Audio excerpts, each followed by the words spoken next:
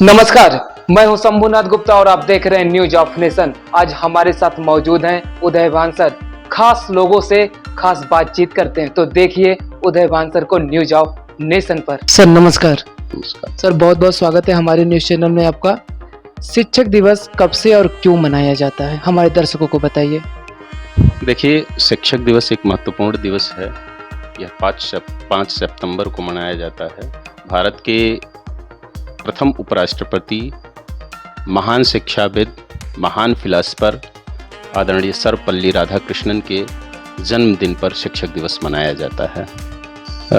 शंभुनाथ जी, एक घटना है।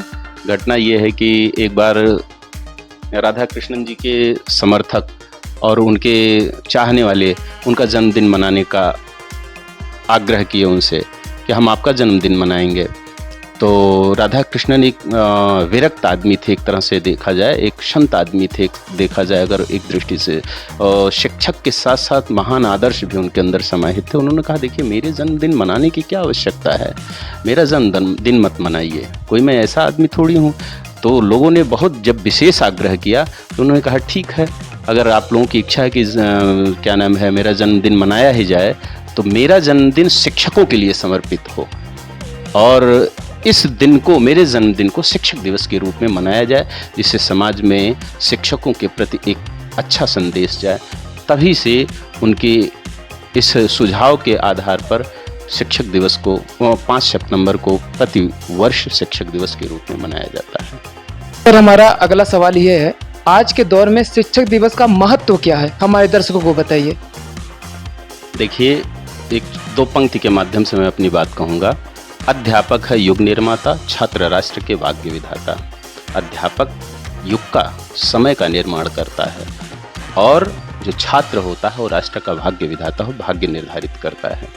तो इन दो पंक्तियों से आपको लग रहा हो कि अध्यापक और शिष्य के बीच का जो संबंध है बड़ा महत्वपूर्ण होता है। राष्ट्र ही, समाज का ही नहीं, राष्ट्र का निर्माण होता है, विश्व और बंधुत्व का निर्माण होता है इन दोनों के परस्पर मेल से। आज के परिप्रेक्ष्य में अगर हम देखें तो शिष्य यानी कि शिक्षक और छात्रों के बीच का जो संबंध है, बांड है, वो कमज़ोर होता जा रहा है। अगर इस संदर्भ में देखा जाए तो उस बांड को और मजबूत करने की आवश्यकता है।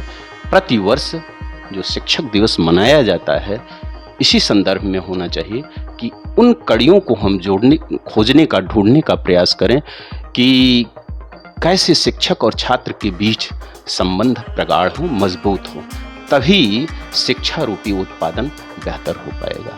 इस संदर्भ में शिक्षक दिवस मनाया जाना सार्थक है। सर आप ये बताइए, गुरु तथा छात्रों में कैसा संबंध होना चाहिए। देखिए, गुरु अलग होता है, शिक्षक अलग होता है। अभी आप शिक्षक दिवस पे चर्चा कर रहे हैं, आप गुरु को बीच में ला रहे हैं। गुरु और शिक्षक दोनों में घालमेल मत कीजिए, दोनों में बड़ा अंतर होता है। अरे, आपके अनुसार शिक्षक तथा गुरु में अंतर होता है क्या? जी बिल्कुल अंतर होता है। गुरु और शिक्षक में ही नहीं, अध्यापक, 3 शब्द हैं इसके, गुरु, शिक्षक और अध्यापक। तीनों का अलग अलग अर्थ है। जैसे अध्यापक का काम है, अध्यापक वह होता है जो अध्ययन करता है, अध्ययन करने के साथ साथ शिक्षा देता है, पढ़ाता है और आजीवन वो अध्ययन करता रहता है, वो अध्यापक होता है। शिक्षक वह होता है जो केवल शिक्षा देता है और वो जीविकोपार्जन का शिक्षा देता है। गुरु और शिक्षक में कई अंतर हैं, जिसको हम क्रमशः, अगर आप सुने तो मैं उसको बताना चाह रहा हूँ। गुरु जो होता है, जो शिक्षक होता है, वो सांसारिक ज्ञान देता है और जो गुरु होता है वो आत्मिक ज्ञान देता है, आंतरिक ज्ञान देता है। शिक्षक जो होता है वो जानकारी देता है, जबकि गुरु जो होता है वो समझदारी पैदा करता है शिष्य के अंदर, छात्र के अंदर।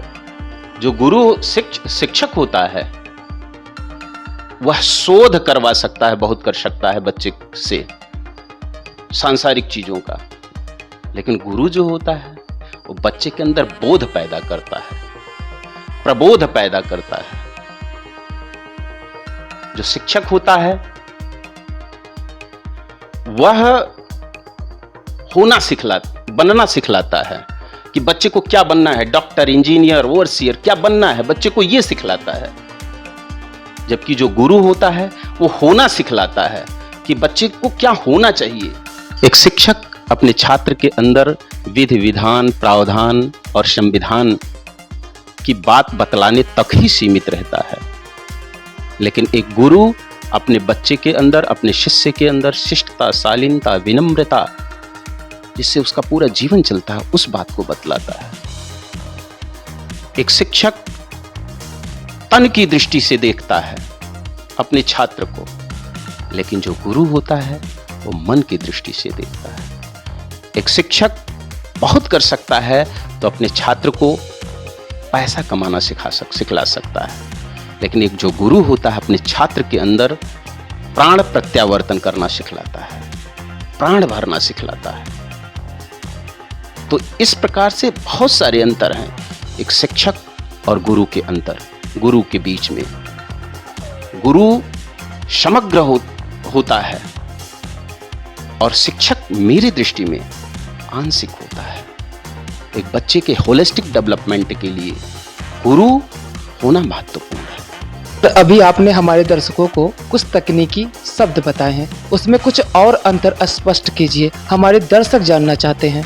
जी जी, पूछिए। सहानुभूति और समानुभूति में क्या अंतर है? देखिए, सहानुभूति होता है किसी के प्रति दया भाव रखना, कुछ देने का भाव रखना। समानुभूति जो होता है कि किसी के कष्ट को स्वयं का कष्ट बना लेना, और जो स्वयं के कष्ट बनाने की बात होती है उसको समानुभूति बोलते हैं। जैसे किसी को चोट लगा, उसको पीड़ा हो रहा है, वो पीड़ा अगर आपका मन महसूस कर रहा है तो वो समानुभूति है। और अगर किसी को चोट लगा, आपको थोड़ा तकलीफ महसूस हुआ, आप उसको कुछ चंद पैसा दे दिए और दे करके चले गए, तो ये सहानुभूति है। छात्रों के साथ हमें समानुभूति करना चाहिए। हमको अपने उस बचपन में जाना चाहिए पढ़ाते समय कि हम जब बच्चे थे, जब एक छात्र थे, तो उस समय हम अपने गुरुओं से क्या अपेक्षा रखते थे, हमको कैसे डर लगता था प्रश्न पूछने में। अगर अध्यापक या एक शिक्षक इस प्रकार के भाव को अपने अंदर पैदा कर लेता है कि बच्चे के अंदर जो भय है, डर है, समस्या है, उसको महसूस कर ले जाता है, तो ये समानुभूति है। एक उदाहरण मैं आपको दे रहा हूं, समझिएगा। अगर कोई बच्चा है, 10 बच्चे हैं आपकी क्लास में, अगर 10 का नाम आप लेकर के पुकारते हैं, राहुल इधर आओ, अर्जुन इधर आओ, उसके पीठ को आप थपथपा देते हैं, पुचकार देते हैं, चुचकार देते हैं, तो बच्चा इमोशनली आपसे अटैच हो जाता है। तब जब उसकी सीखने की प्रक्रिया जो होती है वो बहुत ही गहन प्रक्रिया होती है। आप जो कहते हैं वो शरबत की तरह खींचते हुए चला जाता है, पीते हुए चला जाता है। एक शिक्षक के अंदर अगर ये गुण आ जाता है तो समझिए शिक्षण कार्य में मजा आ जाएगा। सर, शोध और बोध में अंतर स्पष्ट कीजिए।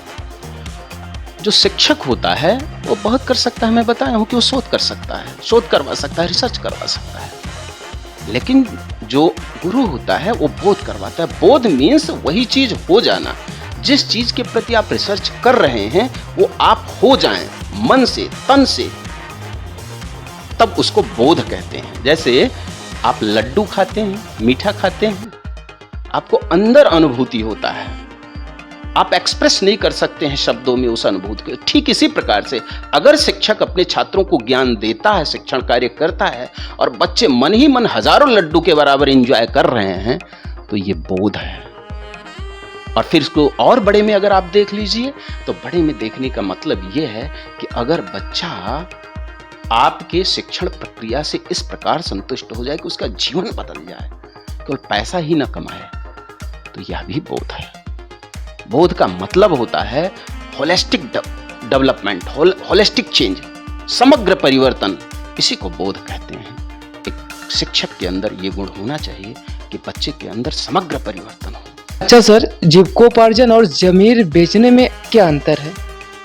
देखिए श्रीमान जी, जब हम शिक्षक के रूप में बच्चे के अंदर, छात्र के अंदर केवल ये डालते हैं कि डॉक्टर बनो, इंजीनियर बनो, IAS बनो, PCS बनो, परिवार के लोग भी वही डालते हैं, हम लोग भी वही डालते हैं, अधिक अंक पाओ, अधिक अंक पाओ, टॉप करो, तो जीविकोपार्जन के लिए काम करता है। और वही बच्चा जब अधिकारी बन जाता है, किसी प्रोमिनेंट पद पे पहुंचता है, किसी निर्णायक पद पे पहुंचता है, किसी नियंत्रणकारी पद पे पहुंचता है, तो चंद पैसों के लिए वो अपनी ज़मीर बेच देता है। ज़मीर का मतलब है अपने दिल को बेच देता है, अपनी आत्मा को बेच देता है, अपनी चेतना को बेच देने की प्रक्रिया का नाम है ज़मीर बेचना। अपने व्यक्तित्व को बेच देने की प्रक्रिया का नाम है ज़मीर बेचना। मनुष्य का सबसे कीमती चीज अगर कुछ है तो उसका ज़मीर है। आज देख रहे हैं खोखले इंसान को आप बड़े बड़े पदों पे बैठे हुए हैं जिसके अंदर कुछ नहीं, चंद पैसों के लिए ऐसी ऐसी बिल्डिंग बना रहे हैं जो 10 दिनों में ध्वस्त हो जा रही है, 10 महीने में नहीं चल पा रही। पुराने समय की ऐसी बिल्डिंगें हैं 100-100, 200 साल से अभी वैसे ही खड़ी हुई हैं।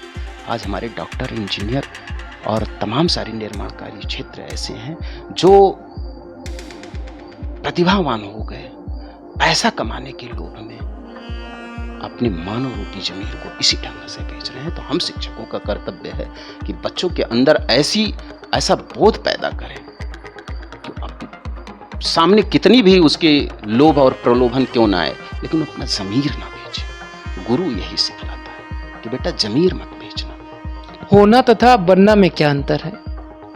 देखिए, जो शिक्षक होता है वो बनना सिखाता है कि आपको डॉक्टर बनना है, आपको इंजीनियर बनना है, आपको बड़े आदमी बनना है, आपको पूंजीपति बनना है, आपको उद्योगपति बनना है। वो बनना सिखाता है। लेकिन उद्यमी का अर्थ क्या है, कैसे एक व्यक्ति उद्यमी हो जाए, उसके पीछे क्या दर्शन है जिससे मानवता का कल्याण हो। अगर ये दर्शन उसके अंदर आ गया तब ये हो गया। जैसे एक डॉक्टर का उदाहरण देकर के मैं बताता हूं। डॉक्टर कोई टीचर बना देता, कोई अध्यापक, कोई शिक्षक किसी बच्चे को डॉक्टर बना देता है उसकी बुद्धि का विकास करके, उसकी क्षमता का विकास करके। लेकिन आपको मालूम है, कहा जाता है डॉक्टर धरती का भगवान होता है। तो क्या भगवान उसके अंदर पैदा हुआ? अगर उसके अंदर भगवान भी पैदा हो गया, डॉक्टर के साथ साथ अगर उसके अंदर भगवान पैदा होगा, पेशेंस उसके अंदर पैदा हो गए, तो समझ जाइए कि वो हो गया। वो बना ही नहीं, वो हो गया। और हो नहीं पाते हैं लोग, केवल बन जाते हैं। तभी क्या करता है आदमी, ऑपरेशन करना है किसी और चीज का और ऑपरेशन के बहाने किडनी निकाल के बेच देगा। ऐसे ऐसे उदाहरण मिले हैं कि 10-10 दिन, 2-2, 3-3 दिन बड़े बड़े हॉस्पिटलों में देखा गया है कि लाशों को वेंटिलेटर पे रखा गया है पैसा कमाने के चक्कर में। क्या यही भगवान है? कैसे आप इसको भगवान मान सकते हैं? कैसे आप मान सकते हैं? आप निश्चित रूप से आपको कहना पड़ेगा कि वो उसके अंदर बिकमिंग हुआ है, लेकिन बीइंग नहीं हुआ है। बना तो जरूर है डॉक्टर, लेकिन हुआ नहीं है डॉक्टर। जो इथिक्स होता है, जो नैतिकता होता है डॉक्टर का, वो उसके अंदर पैदा नहीं हुआ है, डॉक्टर बन गया है। अच्छा सर, तन की आंख और मन की आंख में क्या अंतर है? तन की आंख ये है जो ये हमारी दृष्टि है, इसको हम कहें तन की आंख। ये हमारी इस दृष्टि की एक सीमा है। हम एक सीमित क्षेत्र में देखते हैं कि ये बच्चा पढ़ने में ठीक है, होनहार है, अच्छा अंक ला रहा है, हमारे विद्यालय का नाम करेगा। आप तन की आंख से बस इतना ही देख सकते हो, उसके अंक पत्र, प्रमाण पत्र, उसके होनहार होने को ही देख सकते हैं। लेकिन जब मन और आदमी, जो शिक्षक है, इसी तरह से छात्रों के साथ अटैचमेंट भी करता है, संबंध की नहीं केवल यही बाहरी चीजों के आधार पे, स्मार्ट है, सुंदर है, अच्छे घर का, अच्छा पढ़ने में है, लेकिन अगर उसके अंदर मन की भी आंख जिंदा है शिक्षक के अंदर, जैसा कि गुरु के पास होता है, तो निश्चित रूप से वो ये देखेगा इस बच्चे का इंडिविजुअल समस्या क्या है, इस बच्चे के अंदर कमजोरी कहाँ है, और वो समझ करके उस बच्चे के अनुरूप उसको शिक्षा देना चालू कर देगा। उसके अंदर की कमजोरी, भय, समस्या, संकट, दुष्चक्र में जो पड़ा हुआ है, उन सारी समस्याओं को समझ नहीं पाता है, और उसके लिए अंतर्दृष्टि होनी चाहिए, अंदर की दृष्टि शिक्षक के पास होनी चाहिए। ऐसा हमारे वैदिक संस्कृति में रहा है। बच्चे के व्यवहार को, अंदर के भूकंप को समझ जाते थे, अंतर के हलचल को समझ जाते थे। हमको भी समझना पड़ेगा। अगर शिक्षा के माध्यम से भारत को, दुनिया को और समाज को ऊंचाइयों पे ले जाना है, तो मन की आंख को विकसित करें। तो सर, क्या मान लिया जाए एक शिक्षक गुरु नहीं हो सकता और एक गुरु शिक्षक नहीं हो सकता? नहीं, ऐसी बात नहीं है पत्रकार महोदय। एक शिक्षक गुरु हो सकता है और गुरु तो शिक्षक होता ही है, इसमें दो राय नहीं है। थोड़ा सा परिवर्तन उसको करना पड़ेगा। एक शिक्षक को अपने अंदर थोड़ा सा परिवर्तन कर ले तो उसके अंदर गुरुता पैदा हो जाएगा, गुरुत्व पैदा हो जाएगा, ग्रेविटी पैदा हो जाएगी। वही ग्रेविटी जो पैदा होनी है उसके अंदर मानवता का, व्यक्तित्व का और छात्रों को पहचानने का, उसी का नाम है गुरु। वो आसानी से आज के भी शिक्षक पैदा कर सकते हैं। पर आपने उस प्रश्न का उत्तर नहीं दिए जो आज के दौर में देखा जा रहा है, शिक्षक और छात्र में काफी दूरियां हो रही हैं, आखिर क्यों? देखिए, हाँ, वो प्रश्न छूट गया था। मैं आपको बताऊं, शिक्षक और छात्र के बीच जो दूरी बनती जा रही है या बन रही है, उसके कई कारण हैं। तो छात्रों से भी, छात्रों की तरफ से भी कुछ कमी है। हम छात्रों की कमी नहीं मानते हैं, अभिभावक की तरफ से कमी है, और अगर ईमानदारी से कहूँ तो हम शिक्षकों की तरफ से भी थोड़ी सी कमी है। शिक्षक कभी नौकर नहीं होता है, लेकिन आज आप देख रहे होंगे कि नौकरी की दृष्टि से शिक्षा का पेशा चुना जाता है। तो जब आप नौकरी और पैसे की दृष्टि से शिक्षा का पेशा चुनते हैं, आप पैशन की दृष्टि से नहीं चुनते हैं, तो आप एक नौकर की तरह व्यवहार करते हैं। विद इन टाइम आप काम करते हैं, एक निर्धारित समय सीमा के अंदर काम करते हैं। हमको बताया गया, हम बचपन में थे, कि ऐसे ऐसे शिक्षक हुआ करते थे, वो नौकरी भी करते थे, सरकारी जॉब में थे। ऐसे हमारे गांव में कई उदाहरण हैं। पूरे दिन पढ़ाते थे और शाम को बच्चों को अपने तेल और लालटेन से, तब लालटेन हुआ करता था, क्या नाम है, प्रकाश की व्यवस्था में, अपने तेल और अपने संसाधनों से बच्चों को अपने घर बुला करके रात में भी पढ़ाते थे। आप बताइए, सरकार तो उनको प्रेशर नहीं देती थी ना कि रात में बच्चों को पढ़ाइए। तो ऐसी स्थिति में बच्चे का अटैचमेंट हो जाता था शिक्षक के साथ। हम अपने आप को एक नौकर मान बैठे कि हमारा एक सीमित समय तक ही हमारा ये जिम्मेदारी है। शिक्षक, मैं ये नहीं कर रहा हूँ किसी शिक्षक से कि नहीं आप आउट ऑफ टाइम जा करके आप पढ़ाई कीजिए, जो निर्धारित समय है उसी में बच्चों को आप शिक्षण दीजिए, लेकिन किसी न किसी तरह से बांड बनाइए, संबंध स्थापित कीजिए, जिससे बच्चा आपको पीने के लिए, आपके द्वारा परोसे गए अमृत को पान करने के लिए आमादा रहे, आतुर रहे। और ये तभी हो पाएगा जब थोड़ा सा हम इस परिधि से बाहर निकलेंगे कि हम नौकरी वाले हैं। हमारा काम नौकरी वाला नहीं, हमारा निर्माण करने का काम है। हम शिक्षकों के अंदर ये बोध होना चाहिए कि हम निर्माणकारी शक्ति हैं, हम शिल्पी हैं, हम एक शिल्पकार हैं। और शिल्पकार का कार्य होता है, जिस दिन वो सोच लेता है कि आज मुझे इस मूर्ति को पूरा बना देना है, तो उस दिन वो दिन रात नहीं देखता है। ठीक इसी प्रकार से विद इन टाइम कि इतने में हमें अपना लेक्चर समाप्त कर देना है, अगर ये कला है तो अच्छी बात है। जबकि आज के शिक्षण प्रक्रिया की ये व्यवस्था है कि इतने टाइम में आपको ये लेक्चर समाप्त कर देना है, ये कोर्स समाप्त कर देना है। लेकिन हमको अपने व्यवहारिक पटल पे भी आकर के ये सोचना चाहिए कि हम तब तक हमारा कोर्स नहीं समाप्त होता है जब तक बच्चे के अंदर वो चीज़ उतर नहीं जाता। उदयभान सर, शिक्षक दिवस पर अपने साथियों को क्या संदेश देंगे हमारे चैनल के माध्यम से? देखिए, शिक्षक साथियों को मैं क्या संदेश दे सकता हूँ, तो बड़े श्रेष्ठ होते हैं, सृजनशील होते हैं, लेकिन मैं आपको बता रहा हूँ कि अध्ययनशील होना चाहिए। मेरा अपना निजी अनुभव है कि अध्ययनशील होना चाहिए, नवाचार को अपनी ज़िंदगी में समाविष्ट करना चाहिए, नए नए चीज़ों के प्रति खोजी दृष्टिकोण होना चाहिए। मैं आपको बताऊं, शिक्षक का पेशा सामान्य पेशा नहीं है। आप ये समझ जाइए कि मैं दो पंक्तियां कहना चाहूँगा इस विषय में कि राह नहीं है फूलों की, कांटे ही इस पर मिलते हैं, लेकर के दर्द ज़माने का बस हिम्मत वाले चलते हैं। इस दुनिया के जितने भी महान शिक्षक हुए हैं, बहुत दर्द झेले हैं। अगर एक शिक्षक गुरु के रूप में अपने आप को प्रतिस्थापित करना चाहता है या अपने शिक्षक पेशे को पवित्र और अमर बनाना चाहता है, तो उसको अपनी जान हथेली पे लेके चलना चाहिए।